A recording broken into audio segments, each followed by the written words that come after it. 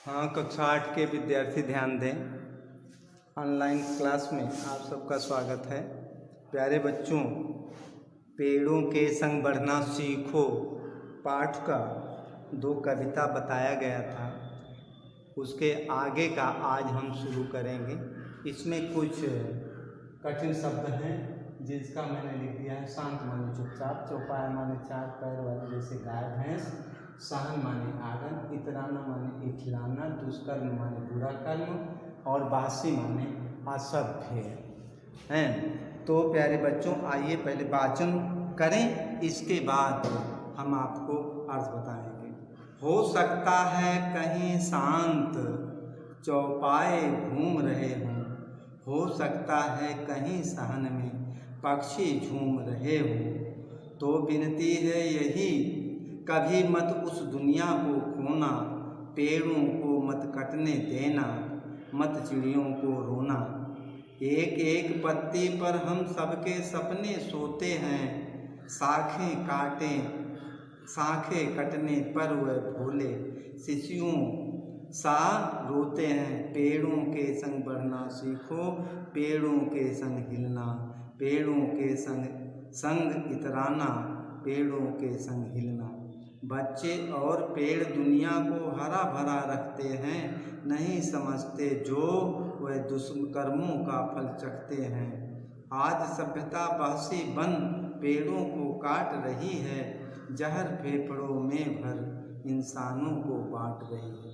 तो प्यारे बच्चों, इसमें पर्यावरण से संबंधित कवि वर्णन किया गया है कि वह कल्पना करता है कि हो सकता है, कवि सर्वेश्वर दयाल सक्सेना जी कहते हैं कि हो सकता है, ये मैं मानता हूँ कि कहीं आपके घरों में बाग बगीचे हों, शांत हो करके और चुपचाप चौपाया गाय भैंस उसमें विचरण कर रहे हों, आराम कर रहे हों, अपना पेट भर रहे हों। हो सकता है कहीं सहन में पक्षी झूम रहे हों और उन पेड़ों के आंगन में पक्षियां बैठ करके गुनगुना रही हों, आनंद उठा रही हों। तो विनती है, कभी आपसे कल्पना करते हुए विनती निवेदन करता है कि कभी मत उस दुनिया को खोना, यानी ये जो हरियाली है ये कभी मिटने ना पाए, यह जाने ना पाए, इसे कोई समाप्त ना करने पाए। अगर ये हरियाली समाप्त हो जाए पृथ्वी से, तो पृथ्वी पर मनुष्य का जीना दुर्लभ हो जाएगा, प्राणियों का जीना दुर्लभ हो जाएगा, पक्षियों का जीना दुर्लभ हो जाएगा, पशुओं का जीना दुर्लभ हो जाएगा। इसलिए वो निवेदन करता है कि हे प्यारे बच्चों, जिस प्रकार से पर्यावरण रहेगा उसी प्रकार से हम खुशहाल रहेंगे।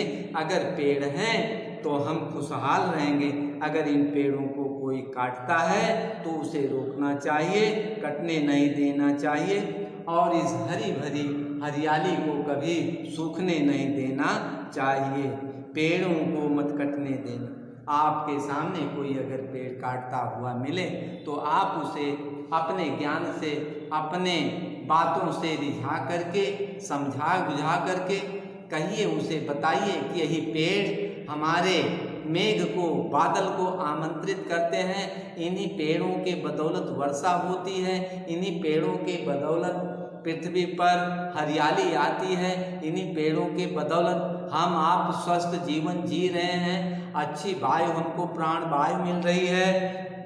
अगर इसे आप नष्ट करेंगे तो निश्चित रूप से आपका पर्यावरण दूषित हो जाएगा, और दूषित होने का परिणाम यह होगा कि हम सब इस पृथ्वी पर जी नहीं पाएंगे। मत चिड़ियों को रोना। और कभी जिस वृक्ष पर चिड़ियाँ बैठ करके गुनगुनाती रहती हैं, प्रसन्नता के गीत गाती रहती हैं, अगर इन पेड़ों को उजाड़ दोगे, अगर इसे काट कर समाप्त कर दोगे तो इन्हें रोना पड़ेगा, इनका जीवन दुर्लभ हो जाएगा। एक एक पत्ती पर हम सबके सपने सोते हैं, यानी इन्हीं आज पर्यावरण सुरक्षा के लिए केंद्रीय सरकार द्वारा, राज्य सरकार द्वारा अधिक पेड़ लगाओ का अभियान चलाया गया, वृक्षारोपण का अभियान चलाया गया। और एक हम हैं कि उसे काटते जा रहे हैं, अपनी हवस को पूरा करते जा रहे हैं। हम अपने खाने के लिए, पहनने के लिए, शौक के लिए इन पेड़ों की कटाई अंधाधुंध करते जा रहे हैं। ये नहीं सोचते कि भविष्य में कि कौन सा दिन ऐसा आएगा जब हमें रोना पड़ेगा। तो यही कहता है कवि कि एक एक पत्ती पर हम सबके सपने होते हैं, सोते हैं।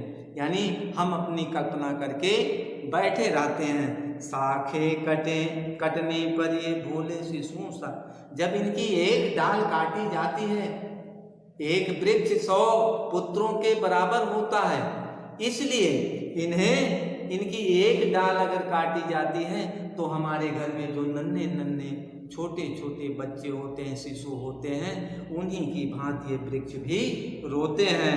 पेड़ों के संग बढ़ना सीखो। हे प्यारे बच्चों, इनके साथ आप भी अपना विकास करें, इन्हीं पेड़ों की तरह आप भी प्रफुल्लित रहें, आप भी इनके तरह ऊंचा मस्तक उठा करके चलें। पेड़ों के संग हिलना यानी इनके साथ हमें मिलजुल करके रहना चाहिए। पेड़ों के संग इतराना यानी हमें पेड़ों को प्रफुल्लित देख करके प्रसन्नचित्त होना चाहिए और इन्हीं के साथ मुझे इधर उधर डोलना चाहिए। बच्चे और पेड़ दुनिया को हरा भरा रखते हैं। बच्चों को देख करके माँ बाप संतुष्ट हो जाते हैं, उनकी आत्मा खुश हो जाती है। जिस प्रकार से उसी प्रकार से पेड़ पौधों को देख करके दुनिया जो है हरा भरा दिखाई पड़ती रहती है, प्रफुल्लित रहती है।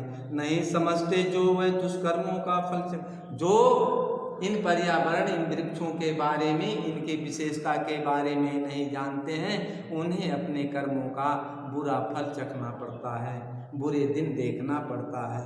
आज सभ्यता भाषी बन आज की सभ्यता है कि हम अपने शान शौकत के लिए, अपने मकान दुकान के लिए, अपनी आमदनी को बढ़ाने के लिए इन पेड़ों का अंधाधुंध कटाई कर रहे हैं और ये जरा सा सोच रहे हैं, चिंता कर रहे हैं कि आने वाला दिन मेरा दुखदाई होगा। अगर ये पेड़ नहीं होंगे तो निर्जन हो जाएगा हमारी ये धरती, ये हरी भरी धरती जो हरियाली की प्रतीक है, ये एक दिन निर्जन हो जाएगी। जहर फेफड़ों में भर इंसानों को बांट रही है। और अगर ये पेड़ नहीं है तो इनसे जो निकलने वाला, क्योंकि पेड़ क्या करते हैं, कार्बन डाइऑक्साइड जहरीले गैस को अपने पास अवशोषित कर लेते हैं और ऑक्सीजन, जो प्राण वायु है, जो हमें जीवन देती है, उस वायु को हमें देते हैं। अगर इन्हें काट देंगे तो हम गाड़ी से, मोटरयान से, कल कारखानों से निकलने वाले कचरे और कार्बन को ग्रहण करके फेफड़े को सड़ा डालेंगे। एक दिन हम टीबी के मरीज हो जाएंगे, हम अस्थमा के रोगी हो जाएंगे और हमारी जीवन लीला समाप्त हो जाएगी। तो वही कवि आपको सचेत करते हुए कहता है कि इन पेड़ों के साथ ही हमें रहने की शिक्षा लेनी चाहिए, इनके साथ हमें हिलना डोलना चाहिए। तो प्यारे बच्चों, आज बस इतना ही और इसके बाद इसका जो अभ्यास प्रश्न है अगले दिन हम आपको बताएंगे। आप लोग इसे एक बार दोहरा लीजिएगा। अगर कहीं कोई समस्या है तो हमसे संपर्क कीजिए। धन्यवाद।